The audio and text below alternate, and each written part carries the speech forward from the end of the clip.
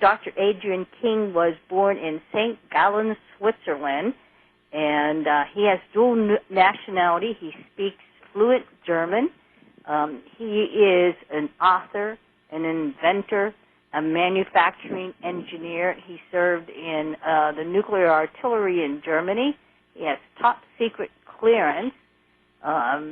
He has worked for in robotics design, and he has worked for such things as Ontario Hydro, Lawrence Livermore, General Atomics, Brookhaven National Labs, and the list goes on and on. He has this great book, and it's called Vale, Vale or Vale-E. You'll have to tell me, Adrian, in a minute. It's V-A-L-E, subtitled The Illuminati and Its Plans for the Future. So you know where our conversation is going to tonight. We are going to talk about the Illuminati. We're going to talk about all the dirty, rotten things that are going on. We're going to talk about Karl Marx and communism.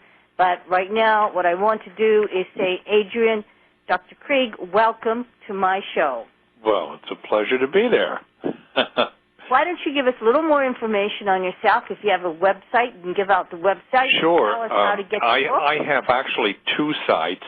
Okay. One of them is www.kriegbooks, K-R-I-E-G, books.com. And the other site is A to Z, that's an A and then a number 2, Z, publications.com. The second site is primarily a book-selling site. It has also lists other things that I have for sale, like bronze casting, and I used to make cannons and all kinds of stuff like that. Okay. Now, a little bit about your experience. You have all this different kind of experience. How does this fit in with the Illuminati? You have this high-level security clearance and whatnot. But let me ask you this one question. I'm curious. You have dual nationality. Does that mean you have nationality in Switzerland and the United States? That's right. I thought United States you could not have dual nationality unless you can't with most countries, but with Switzerland there is a treaty that goes back to the 1840s, I believe, and it's called the Swiss-American Friendship Treaty. And it allows Americans to hold Swiss citizenships and Swiss to hold American citizenship. But see, I know that's true with Israel, but I did not know that was true with other countries. Yeah, well, I think Switzerland is the only other one that was long, long before Israel. I mean, Switzerland is 750-some years old now, so. Yeah, well, yeah, what are you going to do? I mean, they're older than we are. They have more importance, right? Right. Let's talk about your relationship now with the Illuminati in terms of how you got involved with this, how it fits in with communism, because we are certainly, we are already in a communistic tract. That is what our country is becoming. Well, I think that started with FDR. Okay, so let's start with Adam Weishaupt. Most of my listeners know, I have told them 1,000 times, I've had on so many guests, they know pretty much about Adam Weishaupt being an ex-Jesuit in Cecil Rhodes and all that, but slide us kind of from Adam Weishaupt to where we are today.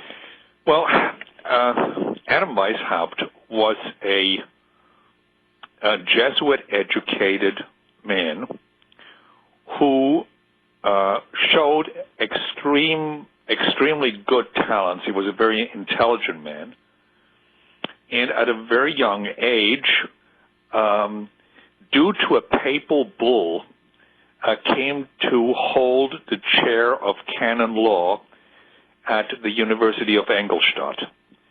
Now, this occurred because the Jesuits had always held the canon law chair, but when a papal bull came out, it, I don't know how you say it, ordered the Jesuits to cease and desist. So the university had to appoint someone else, and it was Adam Weishaupt at a very young age. I think he was in his maybe late 20s. Now, what's extremely interesting about this is that canon law, of course, was the law of the Catholic Church. This is in Bavaria, and Bavaria is 100% Roman Catholic, and so the seat of canon law in the 1770s, 1780s is a extremely important position. Adam Weishaupt had always wanted to, I don't know what you call it, to lead and to, become a king of sorts, to rule over people. And he tried a couple of times to start a secret society.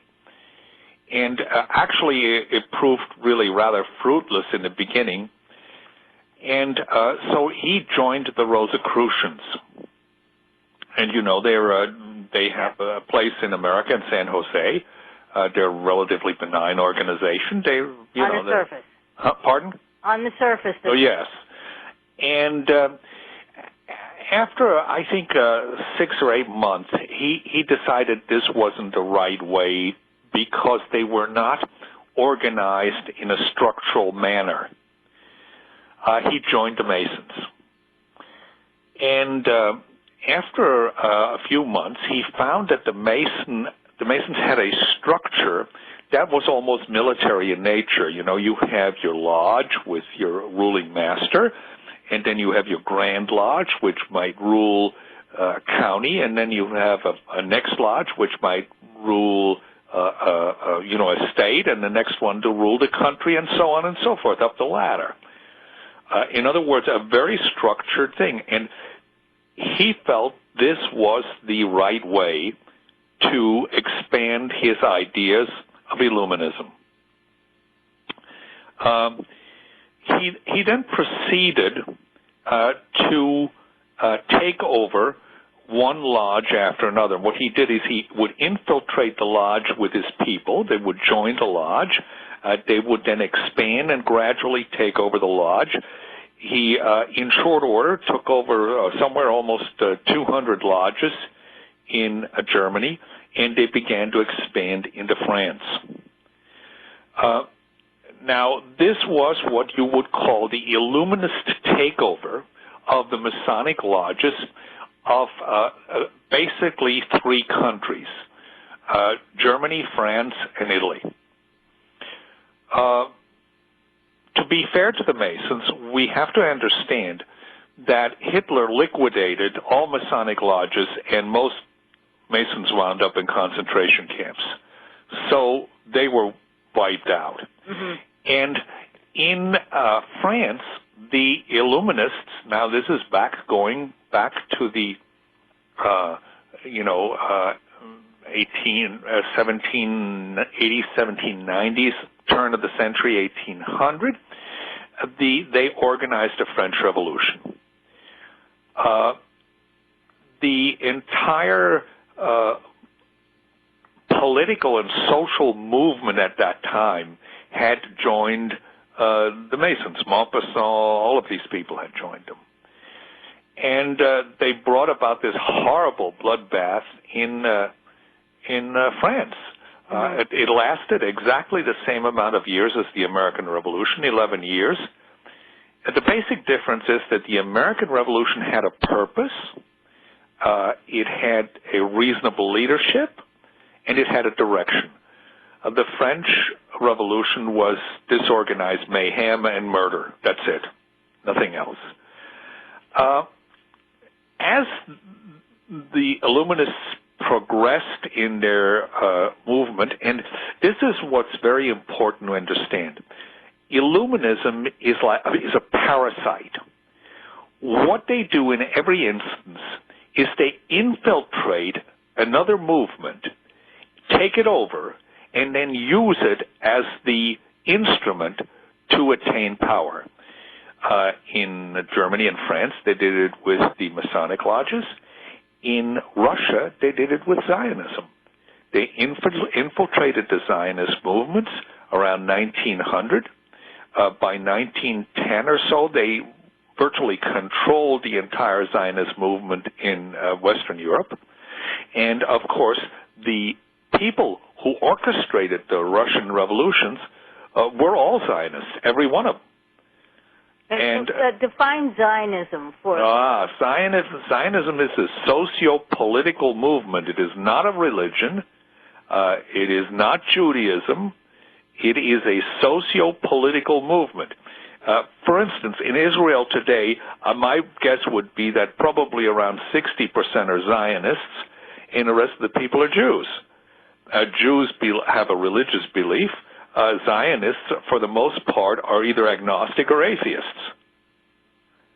Well, that's interesting because when I have guests come on and talk about Zionism, Adrian, everybody gets upset and thinks they're talking about the Jews. Of course, but this is, remember what we said, the movement was taken over, and this is how they do it. It's extremely clever. What they do is they hide behind Judaism. They say, oh, you've criticized Zionism. You're an anti-Semite. That word by itself is an anachronism because the Semitic races are all the Arabs, all the Jews, in fact, everybody who lives in the Middle East. Mm-hmm. So it's just, it's just a wrong term. But I think a lot of people really don't understand this derelation of issues of the Illuminist movement taking over the Masonic movement, and which, by the way, in France, they were successful in purging all of the Illuminists out of the Masonic lodges. The Grand Orient of France, I think, by 1913 had purged all of their lodges. So we see that they did that, and then we see they took over the Zionist movement in Russia, and they're in the process of taking over the United States.